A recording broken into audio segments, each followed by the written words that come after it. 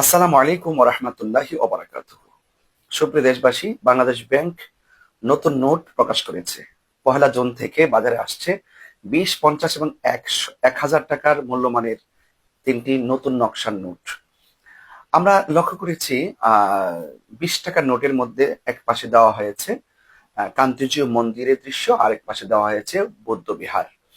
তো এই ২টা নকশা দেখে আমরা দেখেছি যে মানুষ তীব্র সমালোচনা করছেন এবং আমিও এটা তীব্র সমালোচনা করার মানুষই আজকে ভিডিও বার্তা নিয়ে এসেছি। মূলত আমরা দেখেছি বিগত দিনে ২০ টাকা নোটের মধ্যে ৬০ গম্বুজ মসজিদ, আসলে এই মসজিদের চিত্রটি পরিবর্তন করে সেখানে মন্দির অথবা বৌদ্ধ বিহার দেওয়া হলো কেন? সার্বজনীন দৃষ্টিকোণ থেকে আমি মনে করি সেখানে দেশের মানচিত্র আছে, জাতীয় ফল কাঁঠাল আছে, শহীদ মিনার আছে, সংসদ ভবন আছে, স্মৃতিসৌধ আছে, দেশের পতাকা আছে। আপনি এগুলো যদি অ্যাড করে দিতেন তাহলে আমার মনে হচ্ছে এই বিতর্কের জন্ম হতো না, একটি সংস্কার হচ্ছে।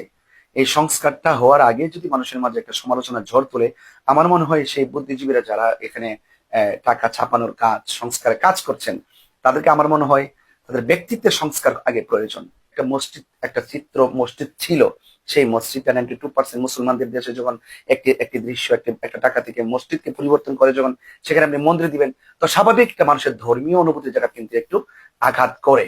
তো সেই জন্য আমি মনে করব আপনি যদি একদম যদি এটা পরিবর্তন করতে চান, সেখানে আপনি জাতীয় পতাকা আছে, মানচিত্র আছে, দেশের মানচিত্র আছে, শহীদ মিনার আছে, শাপলা ফুল আছে, এরপর আমাদের জাতীয় ফল কাঁঠাল আছে। আপনি এগুলো কিন্তু দিতে পারেন, দিলে কিন্তু আজকে এই সমালোচনার ঝড় বয়ে উঠতো না। আমার মনে হয় যতটুকু দিন যাবে তত কিন্তু মানুষই সেটা নিয়ে কিন্তু আসলে তীব্র নিন্দার চোখে কিন্তু সংস্কার কমিশনকে দেখবে। যারা এই অর্থের কাজ, যারা এই নতুন নোট প্রকাশ করেছেন, আমার মনে হয় তাদেরকে আরো চিন্তাশীল হওয়ার দরকার ছিল।